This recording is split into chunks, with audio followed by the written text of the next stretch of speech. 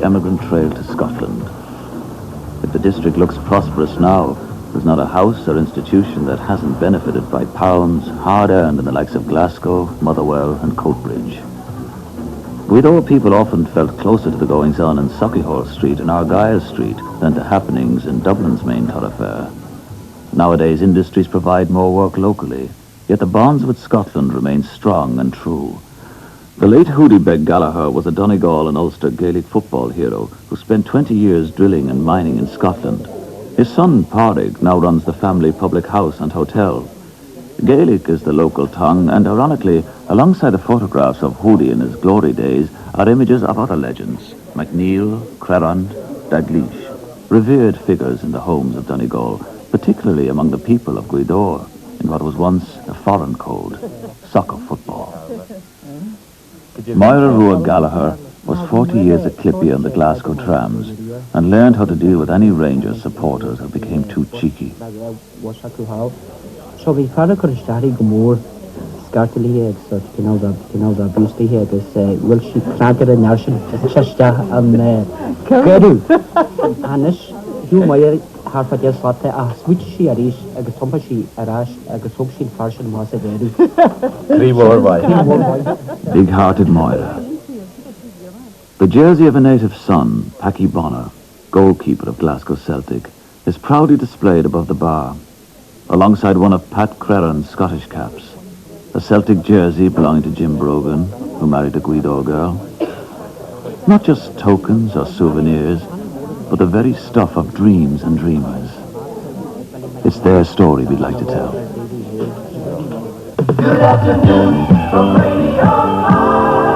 Well, another big weekend looming in Scottish football, and all eyes focused again on the team of the season to date, Celtic. There's a big crowd. It's a Friday morning in March. The sports bulletins of Radio Clyde have a keen audience in the ports of Donegal. Fishermen work silently in earshot of their car radios. 6 foot 2 inches Packy Bonner could be among them, for he well knows how to hunt the mackerel and salmon. But as a 17-year-old, he was spotted playing football by Celtic and taken from soccer leagues in West Donegal to Scotland's Premier Division. Packy is every inch the successful man. A large house at Newton Mearns in Glasgow's exclusive suburbs, 2 cars in the driveway, happily married with a young son, and his international reputation as a goalkeeper growing. Each development in his career is monitored with pride by kinsmen in Donegal. They're excited by the prospect of him winning a league and cup double with Celtic during this, the club's centenary year. United and on the very same Parkhead pitch. That was almost 5 months ago, October the 24th. But now Celtic going for 27 games unbeaten, and Pat Bonner a big factor, obviously, in this one. He's had a tremendous season for Celtic, and looking forward to the European Championships in West Germany in the summer. The Celtic success all the more remarkable because they did lose 4 top players at the start of the season, but it's now shaping as a special centenary year.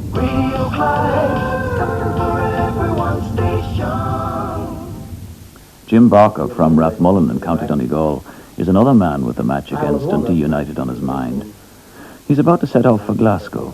He travels over to a dozen Celtic matches each year. Katrina, one of his 5 children, is sent off in search of the passengers. The 7-year-old is well acquainted with the ritual. She knows the fellow travellers will be building up energy reserves in the pub. Daddy said Jack to hurry on over. Right. Jim owns a garage in the village. He was 13 when he travelled alone from Donegal to his first match in Glasgow. He calls his home Parkhead. What else? Further west in Donegal, Moira Rua Gallagher also prepares for a weekend visit to Glasgow. Almost as a priest would select a prayer shawl, she picks her garb of green and white from a huge collection and gets a taxi for the bus at Annagry. During 30 years in Glasgow, she grew to love the city and its people. She's a little bit nervous about making the trip. She will share the journey with Owen Sharkey, another emigrant. He returned home in 1967 to build his dream home on top of a Donegal mountain, with nature on a grand scale below. A little man who earned his place in the big world, he crisscrossed the Scottish Highlands and Islands for 40 years, working on massive industrial schemes, and was one of the highest paid workers in that no-nonsense world. The club he naturally identified with was Glasgow Celtic. Humble roots with big ambition. Ready for the road, too, is Margaret Ward, one of Owen's neighbours.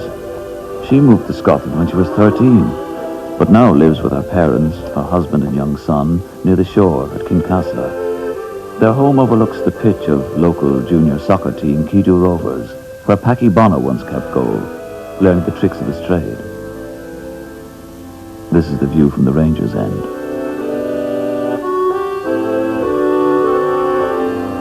Jim Barker and his crew have their first pit stop at a restaurant in Letterkenny. It's the pickup point for their last passenger, Tommy McNaught, who works at the local post office. They have a lot in common because Tommy is another football fanatic, but he views the game from a different angle. He supports Glasgow Rangers. Well, no worse chatting about it at this stage, anyway. I'm glad to hear you say it. You're wearing them socks, are you? No, I am. Well, see, you bought them from me. How do you wear them? Couldn't help us. Listen, boy, I'm going to sports shop, see Duncan Doherty here. Jim takes his leave of the banter to go and find a senior statesman from his own tribe. In McFadden's sports shop, Duncan Doherty is adding one more item to his collection. Duncan is a Scot who agreed to settle in Letterkenny and marrying a Donegal girl. A strict teetotaler. According to himself, he's been consumed by Celtic since 1902, the year of his birth. Jim is commissioned to get the players' signatures on the Centenary year calendar. What badge is that, Duncan? Celtic supporter badge. That's the original. That's the original? Aye. Well, that's the latest one there. That's the latest badge. I'll swap that, Duncan. Not at all. No. You won't swap it? Never. Well, I'll bring you back one of those when we come back. Okay? Aye. The Round. priest asked me if I was doing away with one of them, take one down, which one would it be? The pioneer of the Celtic. What? Aye, the pioneer. Pioneer what? The weekend run of shoppers and football supporters to Glasgow is a popular one. The path ahead is well worn. In the first half of the last century, it was the migrant workers who travelled over for the summer and harvest. The famine of the 1840s changed the pattern. Migrants became emigrants. Tens of thousands off to Taddyhope or Scrub or Mine. Often they were used as a source of cheap labour and were resented, treated as scabs by fellow Scottish workers. Marginalised, they herded together in the ghettos of Glasgow's East End. But for all the troubles, Scotland became synonymous with a chance to struggle, and maybe even succeed. The first time I made the journey, I went by train from Kincastle Road Station to Derry. You got from Mortonport to Derry at that time, 4 and 6 on the train. That's only 22 and a half pence in present day money. And if you met the right man at the boat, you could have over half fare. So you arrive in Glasgow for less than 50 pence. When I was 13, we went away on the 8th of December. I always remember the 8th of December, the holiday, 1962. And nighttime sailing at that time, all night on the boat, and it was a big adventure for us. We had great crack. And got off on the boat in the morning into the Donegal. And couldn't believe the size of the buses and the trains going over the bridge. We were pure amazed at it all, you know. First time I made the journey was in 1947. I was only 15 years of age. And that time there was no work at all to be had, so there was no other place for us but to make for Scotland. So there was men coming around here looking for kids, as I call them, to work at the potato picking. And that's how you got away at that age. See, so I made up my mind that I was going over to earn money because we were very poor at home and we needed the money.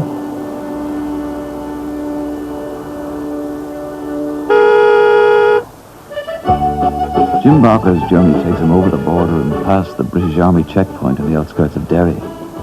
The city is divided by a river and political loyalties, but united in the success of the local soccer team, Derry City. Back in senior football after a gap of 13 years. Ironically, they now play in the Southern League. The conversation is ceaseless, the point scoring too. Tommy's loyalties lie with Linfield, who play in the Northern League. They're playing well at the moment. Probably won the cup now. You Linfield fans wouldn't be happy to see that. Well, they won the cup here because Linfield's not in it, you see. They wouldn't want it the first place, or the league either. You think not? Only team in the North of Ireland Olympics. Only team in Ireland left, not every other team is banned out, sure. You're bound to be good. When you have the ability, As Jim drives along the lower deck of the Craigavon Bridge, he sees the British Army checkpoint ahead. We're very nice to these boys now. These are the security forces of the country. They're guarding you and they're guarding me. If it wasn't for them, we wouldn't have they're waving us on or they're stabbing us now. Gentlemen. Pure gentlemen, all gentlemen. There. Couldn't tell you, Tommy, I don't see their faces. Belfast Celtic are in more ruinous thoughts at a roundabout outside the city, where a supermarket now stands on the site of the old pitch. Celtic Park meant an awful lot to me because that's where Charlie Tully went to play for Glasgow Celtic, and that was the best buy that Glasgow Celtic ever had was Charlie Tully, and that's how the park means so much to me because that's where he started playing and that's where he played his first games, and he was a very good player. Charlie starred in the first Celtic team she saw. Not a very successful side, but one which remains in her memory. My favourite team was Bonner, Honey and Meehan, Evans, Steen and Peacock, Higgins, Fairley, Palin, Tully and Morgan. Hello, Nuala. We've a slight problem there. Danny. At the ferry port of Larne, Jim Barker is forced to alter his plans. One of his passengers is over-fortified for the journey, and it's thought prudent to leave him behind in a local hospital. No, it's delayed. The ship can't get in the port here with the storm. Before boarding, Jim must remove his Celtic colours in accordance with strict regulations enforced by the ferry authorities. Well, there's one thing sure, Tommy. What's that? I'll have you off my scarf. Should have got them damn socks. Now, but I've come prepared. Well, I hope so. That's grand. I'm glad to see that there. Like most Donegal men, they keep a close eye on their money and are well versed in the cost of travel. After last weekend. It's about £40 for diesel. About that. And about £50 for fare on the boat for the car. Well, that's if you're getting away with it. It's about £12 a head after that then. Robert Hunter and Paul Murphy can afford to fly from Dublin and see Celtic 5 times a year. Robbie was born and reared in Maryhill, Glasgow, but settled at Mulholland outside Dublin 9 years ago with his Irish wife. He and Paul are officials of a Celtic supporters club. They've been entrusted to carry out a very special mission. Irrespective of the importance of the journey, there was only one journey in Robbie's life. I mean, for me, leaving Glasgow, hitchhiking all the way over to Portugal, you know, I was some feet, and I was only 19 at the time. All the trouble I had getting over there, but to see the game itself was actually brilliant. Especially us winning the argument. Robbie loves to tell friends and strangers the detailed story of his epic pilgrimage to Lisbon in 1967, where Celtic won the European Cup. Eventually we split up because we were only getting the list through France and so on, and I went on my own. I actually got lost in Paris. I was for a full day looking for places to stay in Paris. I ended up, I stood in the doorway of the railway station. I fell asleep for about 3 hours. And then when they opened up the station, that was the next morning. And I then got a train from France right through to Portugal. Just over an hour later, the pair have landed in Glasgow, and they've no time to lose. On dry land, they must track down Celtic chairman Jack McGill to try and line him up for the Supporters Club 21st anniversary dinner. But never mind the mission, Robbie had only one priority, to get to Lisbon and back. Half-time, one of the lads, and whether it be luck or whatever, who knows, one of the lads from that club who'd let me down had come over and he saw me wearing a certain t-shirt and decided, well, that's me, Robbie, and he come down and told me, come on, I'll get you a lift home, back to Glasgow. And I got a lift back. I suppose, in the final analysis, you know, being there to me was just enough. At last, Paul gets a word in. He's not too confident of the task ahead. I don't think he's going to come over. He'll be there, don't worry. And so, to paradise. For a new facade has just been completed on the Parkhead headquarters to mark the club's centenary celebrations. This is it, the Dream Factory. But behind the facade, reality is close by. Inside the huge, empty stadium, his career fading, Pierce O'Leary struggles against injury to remain part of the Celtic family. Robbie and Paul have found their man, Jack McGill. They've seen the Celtic trophy room many times before, but each visit brings new joy. Batches of old photographs, discovered during the refurbishment work, are awaiting a home in the new building. Near the entrance, what amounts to a shrine is built to John Thompson, the keeper who died while playing football for Celtic in September 1931.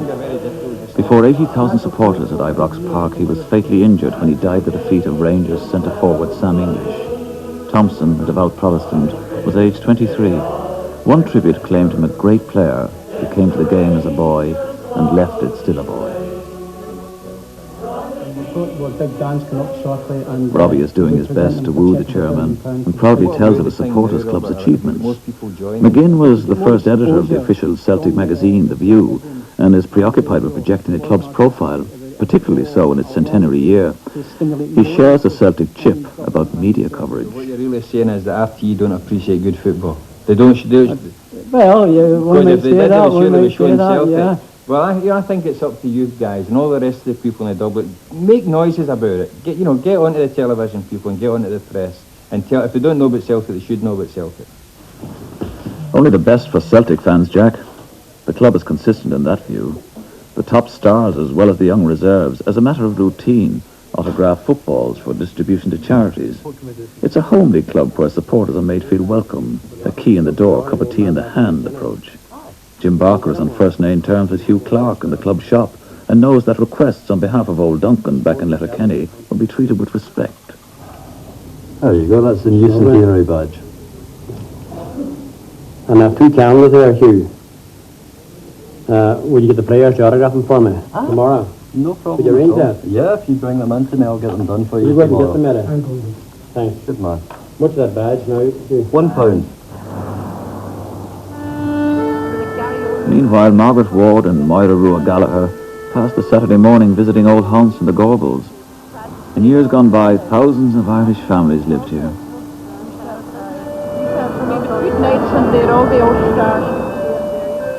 An empty space here, a closed-down building there. For all the recent efforts of Glasgow's Labour Council to refurbish the stone monuments from an industrial past, the overwhelming images of decay. Margaret perks up at the sight of her old school, St. Mary's.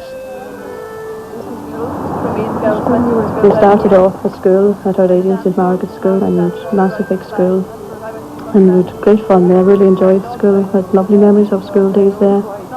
There was nobody rich, but everybody was what you call comfortable. Everybody was working then, and everybody was getting a waging at the weekend. And like the Gorbals now, I thought they were very rich. I thought they were quite comfortable. They all had beautiful homes and everything there. One isolated vision of beauty in the Gorbals, not requiring restoration, 40 years on. Packy Bonner is acutely aware of his roots and what he means to his people. It may be match day, but there's a bus from home in town, and he's anxious to meet old Nicholas. It's a chance to trade stories. She's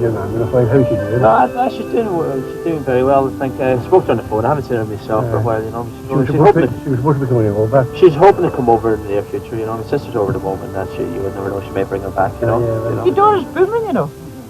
If Glasgow's a divided city, there's inter-parish rivalry in West Donegal too. Packy is a Ross's man, different from Gladore. One place, tip again, Tommy. What's wrong with that? Get that running flowing. How cold is it? No, it's the tip recorder at the Ibrox last Sunday. Shotting 1-2-1. Jim and Tommy are about to part company. They're heading for the station where Tommy will get a train to the Rangers away match. Friends united by differences. The one-upmanship continues. Jim is on the high ground because Celtic won an old, firm match the previous week. Tommy takes his chance as they pass Ibrox Park. Ibrox, best stadium probably the best stadium in Britain.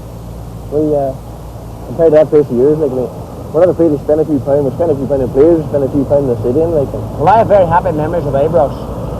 No later than last Sunday when they beat us 2-1. Man, you were feeling sick. Oh, I was sick. Well, cast the mind back to you were pretty sick whenever Paddy Money dropped it to you. I was very, very sick that day, Tommy.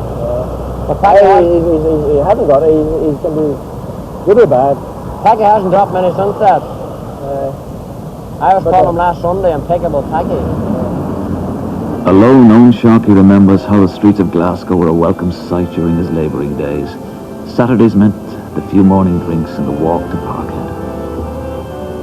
I thought the buildings were huge, you know, compared to the cottages in Donegal at that time. I suppose the people in general on the street, they looked strange, you know, there were a lot of coloured people mixed in people. I never saw coloured people in my life before. We used to go to the barrels occasionally, maybe on a Sunday or that. In fact, at weekends, the place was besieged with bargain hunters. There was a lot of Irish stalls there at that time. Someone would ask you just if they knew you were Irish, they would ask you where you came from, and they would probably tell you that they themselves, or their father or grandfathers, came from Ireland before that. Passing through Glasgow Green, his thoughts drift back 50 years to 1937. The first Celtic team that I saw was Centenary, Hogan, Morrison, Beatons, Lyons and Patterson, Delaney, Buchan, McGrory, Crum and Murphy. Jungle Gates, lads, over here. Half an hour before kick-off and the crowds file into Celtic Park. Back in 1891, the site was a disused brick field with a 40-foot quarry in the centre. Voluntary labour helped to turn it into a stadium in a matter of months. On view, the complex nature of Scottish football. 250 police officers patrol when Celtic and Rangers play. The amount is doubled when they meet. Yet violence at Parkhead is a rare occurrence. Jim Barker and thousands like him head for a section of the stadium known as the Jungle. Yet grandfather, father and son can feel at home here, safe among friends. No doubt the miracle of the single rotation has been perfected by many of the Scots family. Nothing is simple. Under the tricolour, the fans pledge their lives to Ireland, but how many of them are fully aware of the historical incidents they sing about? Some will argue till they are green in the face that the flag above them is the original given to the club by Emil de Valera. The tricolour was hoisted over the grounds in 1892 and one has flown there during every game since. In the complex, often contradictory web where fiction is sometimes more important than fact, the symbolism of the flag is vital. That means everything. Good sense of pride as you're flying there. I used to be 10 feet tall when I'd gone to Parkhead and I seen that flag. That flag meant something to me, and I suppose to every Celtic supporter as well as me. Celtic flew the tricolour, and the Scottish Football Association ordered them to take it down. There was nothing in the rules to say that Celtic couldn't fly it, because they fly every other flag. Significant section of the Celtic following, the flag is a symbol of nationhood. They're regarded as part of their heritage, and a good source of pride when you go to Parkhead to an altitude flying over the stand.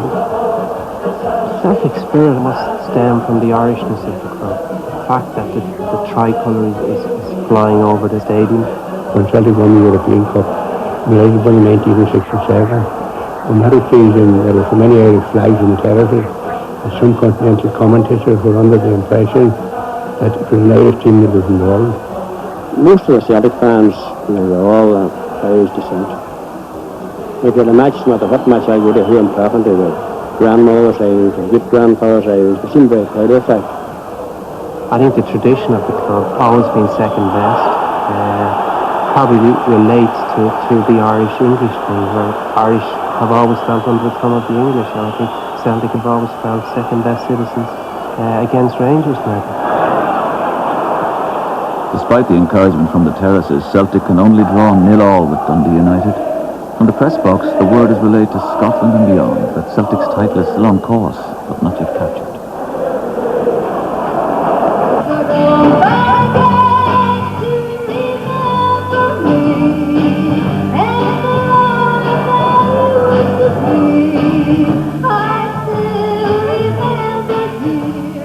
The manufacturers of green and white shirts must love Glasgow Celtic.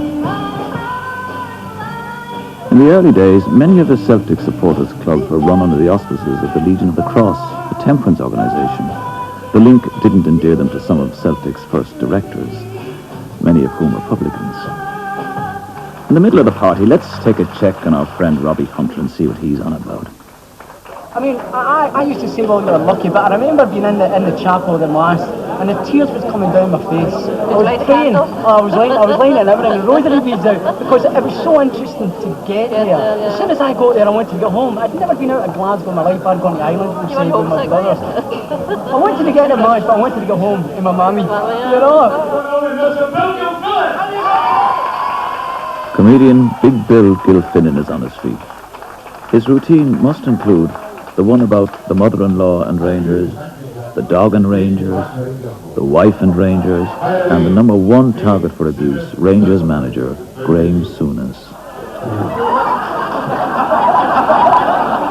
The antagonism towards Rangers goes deeper than straightforward personal abuse. Celtic don't hide their Catholic and Irish roots. The club was founded by a County Sligo-born Maris brother, Andrew Kearns. His aims were to help raise funds for local East End Catholic charities and to create a symbol of pride and a source of identity for the Catholic Irish. But Celtic have never pursued sectarian policies. The less said about Rangers and sectarianism, the better. But in 115 years, the club has not managed to find a Roman Catholic fit to appear in its first team. The relationship between Celtic and Rangers is many things, including a business called the Old Firm, based on bigotry. Next day was Wednesday set. She got her teeth out. I said, how's the moose? She was still in bed. Big Bill has let complete his set, and then the conversation resumes. Robbie has finally run out of steam, and it's Margaret's turn to talk. And surprise, surprise, she was also in Thursday Lisbon. morning of the game, we noticed that we were heading for Madrid instead of Lisbon. And we got to Madrid and got to the airport, and there was only 12 seats on a flight that was going to New York and stopping in Lisbon. So we had to throw all our passports in, and it took 12. Luckily enough, mine was one of them. My brother and my friend was with us. And we got the flight to Lisbon about 4:20, and the game started 5:30. And we got a taxi from the airport straight out to the stadium, suitcases and all, luggage with us into the match. As you'd expect in a club centenary year, there's no shortage of memories, mostly happy ones. In a different corner, Jim Barker and Paul Murphy have struck up a conversation with some locals. There's a competitive edge to the chat. The Irish contingent are suggesting they're the less fortunate but more dedicated Celtic supporters. All the more expensive. Yeah, but you're getting every game. We're getting every We're game. getting maybe 6-7 games a season. That's it's right. costing us 120 pounds to fly. The north is like a time bomb. It can go off for 2 weeks, and it's crazy for 2 weeks, and nothing might happen for a month then, yeah. Full-grown adults locked in debate about their obsession. A new act takes to the stage behind. Michael Jackson, Madonna, even the Pope would find it hard to compete with 500 Celtic historians in full flight. They're going to keep on talking.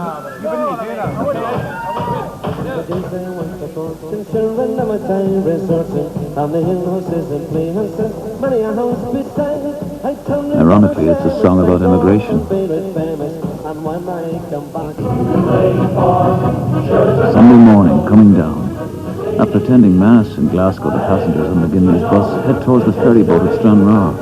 Most are catching up on lost sleep, but Moira Rua Gallagher and Margaret Ward carry out a post-mortem on their adventure.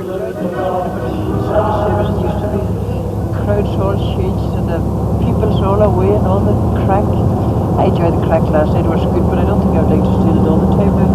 So it's going back for a holiday? Yeah, it's not nice to go for a holiday, but all the places that we used to meet, they're all gone. And they're all haunted? Oh, yeah, exactly. They're nearly all gone. And even out at up at Parkhead, now some of the last game, all the players used to stand outside and we used to get talking to them all folks about. It's not like that anymore. They just go out and away past into cars. They hardly talk to you or anything now. Everything has changed. That's also about it. Maybe we have changed too. 3 days later, to the unmistakable ooh of a Dublin crooner, the double birthday celebrations are underway. The guest of honour isn't Jack McGinn, but the Celtic manager, Billy McNeil, a Lisbon Lion. Mission accomplished by Robbie and Paul, a most acceptable substitute, and McNeil knows he's among his people. It's always been known, and we've always had a close association with the supporters. But like every other big family, we tend to excite you at times, we tend to disappoint you other times, we tend to frustrate you, we tend to aggravate you, we tend to delight you, all mixed up in the whole jumble, and that's what makes the whole thing that bit more exciting. But, you know, as I said to you earlier on, we hope that this year is one of the ones when everything's going to be exciting and we're all going to enjoy ourselves with a tremendous finale to the season. At the top table, Celtic etiquette is observed. Mrs. Liz McNeil sits alongside the man with the collar. Not the tabloid image of footballers, but a convivial gathering of true friends. To the fans, McNeil is the perfect Celtic representative. Articulate, clean-cut, a good mixer. From 1958 to 75, he played 485 times for Celtic, his only club. He was capped 29 times for Scotland. He was captain on and off the field and given the apt nickname Caesar. The group must impress him. In the best Celtic traditions, they donate funds to a Catholic charity, Baldoyle Orthopaedic Hospital. One big, happy, active family. Well, almost. In the best of Irish traditions, they are party to a split, considering themselves superior to a breakaway Celtic supporters club down the road. Away from his friends, Robbie Hunter struggles to come to terms with life in what for him remains an alien land. At home in Scotland, he spent 5 years as a metal polisher with Rolls-Royce, where his passion for soccer was shared. It's not the same on a Dublin factory floor where the Glasgow ways aren't fully understood and Celtic fervour can be a lonely burden. But what has Robbie done?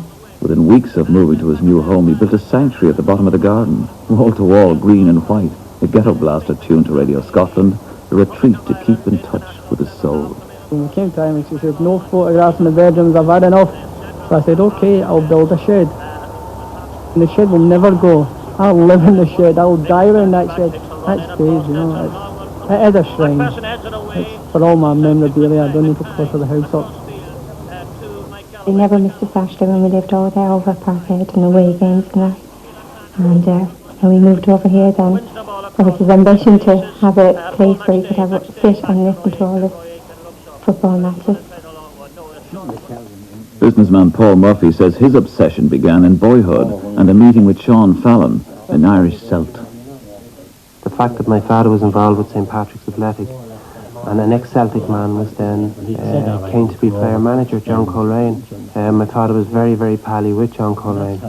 And that, in fact, helped because I remember going to see Celtic in the European Cup in Parkhead, taking a few days off school, flying over with John Coleraine to see them play St. Etienne, and then going up to Sean Fallon's house in Glasgow to collect tickets. And Fallon actually gave me the tie that he was wearing, the Celtic tie, and I still have it. It's the European Cup winner's tie. I still have that at home, and one thing I do treasure. Hello, Robert. Daddy, you're too far in front of you! Once a week during kickabouts in Dublin's Fairview Park, Robbie is boss, combining the managerial skills of McRory, Steen and McNeil. Not surprisingly, his greatest hero was another little man. I always looked at Jimmy Johnson, the way he could veer in and out and so quick, put opposition off on the wrong foot.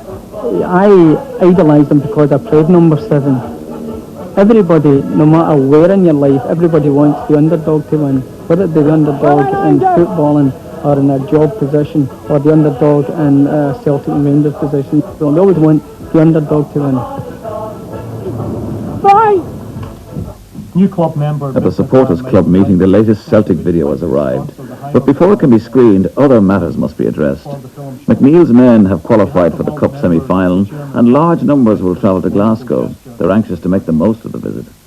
I'd have to agree with Derek just to get a tour of Parkhead because, as I say, when I was over in Glasgow for a Scotland-Ireland match, we actually tried to get into Parkhead and it just wasn't possible, you know. If somebody wants to go along to Parkhead and see it on Saturday morning, and if you remember on the Sunday night that we were with Billy said that he actually showed a crowd round from Anderstown round Celtic Park on a Sunday morning. On Saturday Of morning, course it's Billy, our friend Billy, who was at the dinner, and not Mr. McNeil, or the It boss. actually concerned a visit by the Neath Padraig Celtic Supporters Club here in Dublin. The source of rancour is the behaviour of the other crowd, the breakaway group of supporters down the road. Isn't it inevitable that within an organisation founded on such noble principles, there should be the occasional outbreak of self-righteousness? Sponsorship for the dinner dance and spot prizes. People asked us, what kind of an outfit is that you're running there? That was an absolute disgrace. Perfect ambassadors, the kind of a supporters club envisaged by Margaret Thatcher, alive and well and living in Dublin. And the possibility will be expelled. Now here's another kind of person that you wouldn't expect to find in the jungle at Celtic Park. Dr. Bernard Meehan, Chief Archivist at Trinity College Dublin, a keeper of manuscripts, an Edinburgh man, married to an Irish girl with one young son, and terribly homesick for Saturday afternoons. I can't remember a time when I wasn't aware of Celtic and affected by the results. going to the games became such a routine that when I came here in 1976, I really didn't know what to do with myself on a Saturday afternoon. Away from the vulgar world, surrounded by art treasures, the archivist is distracted by his own sacred memories. The tense Saturday afternoons of boyhood spent fearing news of defeat. And the most glorious occasion, April 15th, 1970 at Hampden Park, Celtic, champions of Scotland, taking on Leeds United from south of the border, whom some believe to be the greatest British team ever. Days later, those memories are more vivid when he stands in Hampden alongside fellow pilgrims Robbie and Paul in Glasgow for the Cup semi-final against Hearts. I was up there at number 23, up at the back, and 10 minutes to go, I could hear the crowd surging, Celtic, Celtic, and being small, I was up in beer can. You didn't really need to see the action, you felt the emotion of it, you know, it welled up inside you, you know, you just couldn't get away from it throughout the whole of the ground, you know. Yeah, and it wasn't just a Celtic thing, was it? It was a nationalistic kind of thing. It was very much a Scottish thing, because Leeds had been hyped up so much by the English press and media beforehand as the unbeatable team. Everybody had told us that they were the team that was going to win everything that season, and probably for about the first time, Celtic were being supported by the whole of Scotland. You know, because that's quite an unusual. It's quite an unusual experience. I mean, very much because they were playing the English champions. Yeah, the nationalistic ideas coming into it, especially when you see the Rangers then full of Celtic fans and then shouting Celtic, Celtic. Right. Well, I mean, there's no way Celtic have 134,000 supporters. Yeah. That's the best game I've ever seen. Do you remember the goal? Strangely enough, the only goal the goal I've got the clearest memory of is the Leeds goal. Probably because that had there was a kind of sinking feeling when I saw that going in. You know that all this hype might be right after all.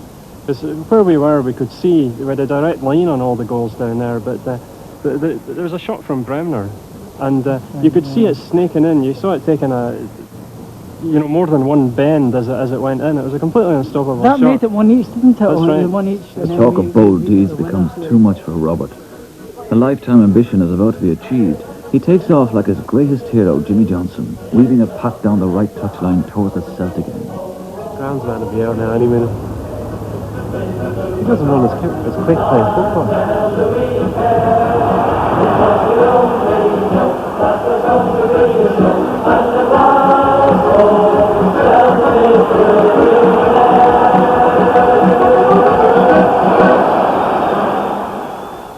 On the morning of the Hearts match, Bernard Mean rises early and walks alone to his first stop, the little hall at the back of St. Mary's Church, where brother Walford Kearns founded Glasgow Celtic. Right from the start, they proved their Irishness. There was a split in the club quite early on between those who favoured the limited liability company, which again in a business sense was a very shrewd and progressive move, and those who yearned for the more pure kind of organisation which dealt entirely with charity. There were various attempts to spawn rival clubs which were devoted to the more pure ideals, but these didn't work. The church, built to last, is still in use. In the Civic Museum, an exhibition of Celtic memorabilia is on display. It's mounted by the city fathers to mark Centenary year, acknowledging the huge contribution the club has made to the social history of this great city. For the archivist and Celtic supporter, this is fascinating stuff. It includes the big one, the European Cup, the actual trophy, won by Celtic on May the 25th, 1967, the first British team to win the trophy. The bringing home of the cup to the East End of Glasgow was as important as the victory itself. It's said that Celtic captains must be born leaders. One of them, the classy defender Danny McGrain, wrote in 1978, "There is an inherent attribute in every player with a true feeling for the club, fighting spirit. By tradition, when the chips are down, Celtic are always at their most dangerous."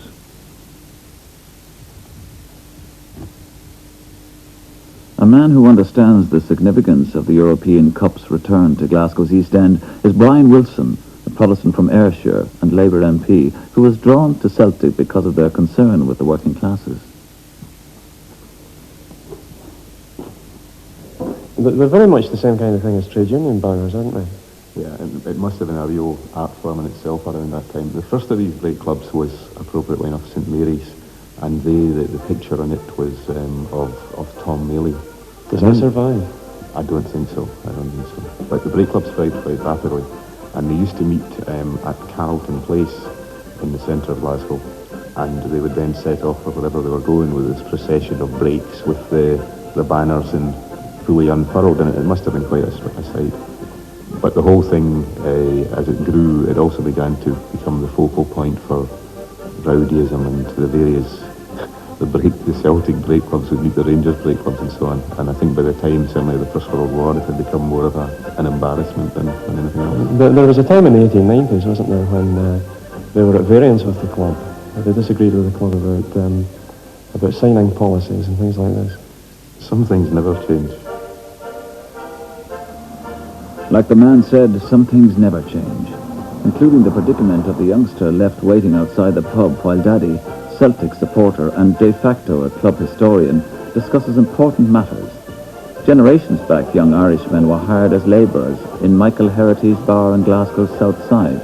Now it's an established Celtic stop, suitably close to Hampden, and the semi-final clash with Hearts. The talk is of Parkhead politics, present and past. There was this awareness among Celtic supporters vaguely that the destinies of the club lay with two old ladies in Ireland. And the extraordinary thing was that this was true, that the two of the founding families, the Grants and the Colgans, had intermarried, and all of these shares ended up with these two old ladies in Toombridge. And really, although they never exercised direct control, that the fact Bob Kelly had such power in the club was partly due to the fact that he had the support of these people. So everywhere along the line, the Irish connection is very strong. I always think, of course, that the question of the tradition of Celtic isn't just a matter of the families that run it or the origins, the charitable origins and the Irish political origins and the Irish connections. It's really a question of the style of play as well, and this is what I think continues to draw people to Celtic. The fact that they always have stuck with a style of bright, fast, attacking play. It's astonishing if you go back within 2 or 3 years of the club being founded that there are references in the press to this style of play, and James Kelly was given a lot of the credit for his emphasis on attack, and it's something which has survived right down. The attacking centre half. The attacking centre half, but always going forward in an exciting kind of play, and it is something which is, I don't think a Celtic team would know how to play defensively or to adopt some depressing formation, but it always has to be the emphasis on excitement and creativity. Yeah, so James Kelly, of course, was the most prominent player of his day, and it was a great kind of act of faith by the club to get hold of Kelly, to wrest him away from Renton in 1888. It gave them a credibility which they might not have had otherwise, and it allowed them to it's reckoned that Kelly persuaded half the Hibs team to follow, so that they had a ready-made team straight away. Down the road, the Lions of Celtic arrived to maul the latest bunch of troublesome Christians, Heart of Midlothian. The bloodthirsty fans almost choke on their dentures when Hearts defender Whitten scores a shot goal from 40 yards. Packy Bonner, they protest, had been injured by the Hearts striker McPherson, a former Ranger, of course. Celtic fight back and steal 2 goals. The dream of the double is very much alive.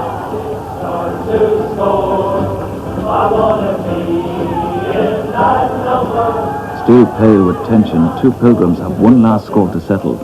Near the Hampden Park exit, that's Jerry McNeil, Celtic historian and soccer commentator, who had predicted no trophies for Celtic in their centenary year. The bookmakers didn't fancy them, I didn't fancy them, I don't think their own supporters fancied them. I think McGill made all the difference, Billy McNeil. He's galvanised it well, he's a good front man for it all. Jerry, they feel, has acknowledged the error of his ways.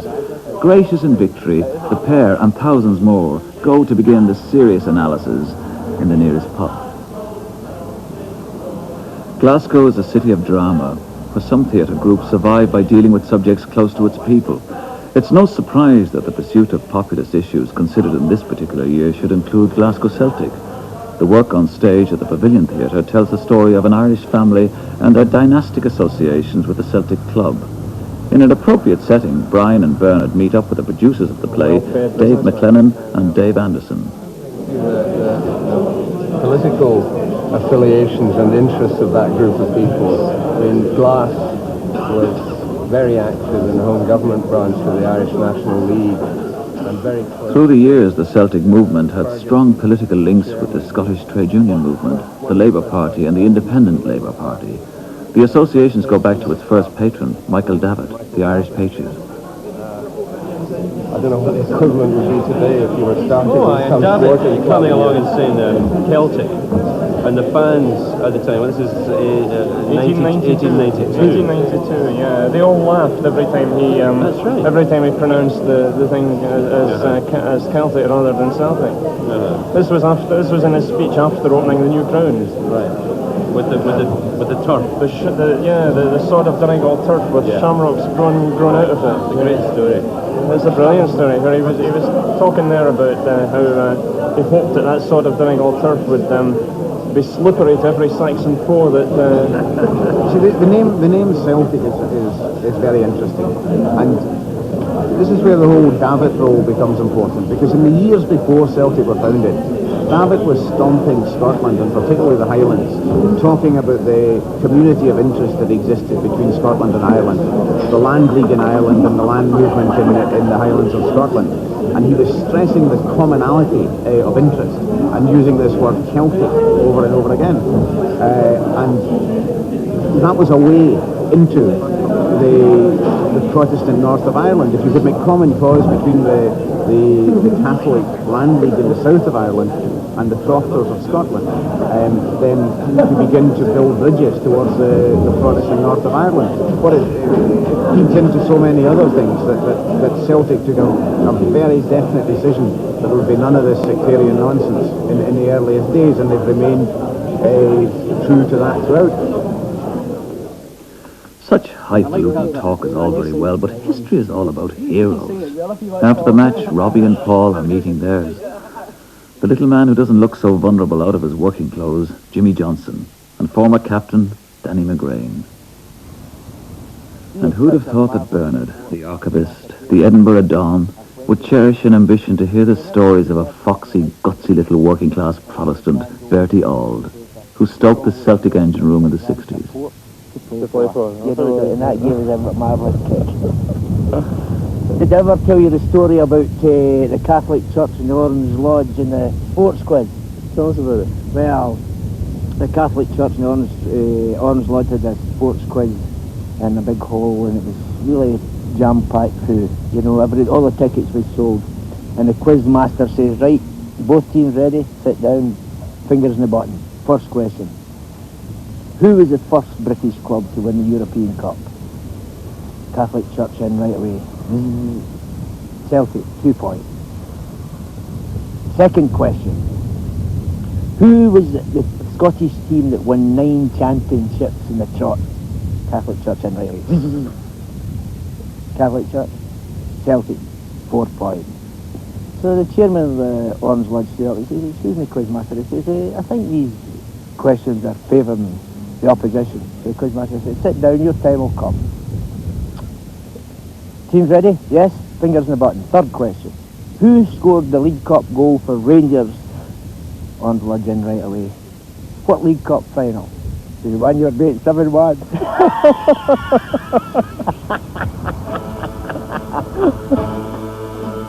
Over and over. It took Jim Barker longer than expected to get the autograph calendar and new supporters badge for his friend Duncan Doherty, but get them he did.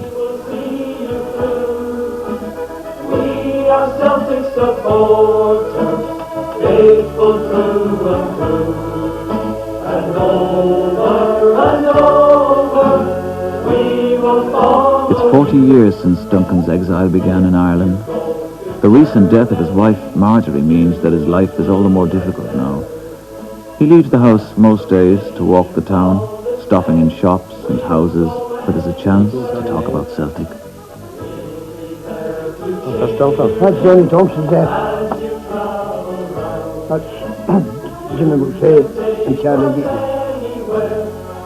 And Charlie Sam English. Your man, he was from Korea. From English. From English. You reckon he never played after that? Played at Liverpool. Did he? You should free him that. Oh, I'll get it framed. Well preserved. The club is his life. It represents his memories. It represents his hopes. It represents the little man's dreams.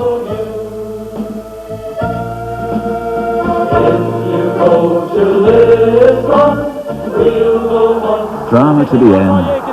In the cup final, Kevin Gallagher scores a goal for Dundee United against Celtic. The villain is related to the legendary Patsy Gallagher, one of the greatest Celtic players of all. But such catastrophe did not happen to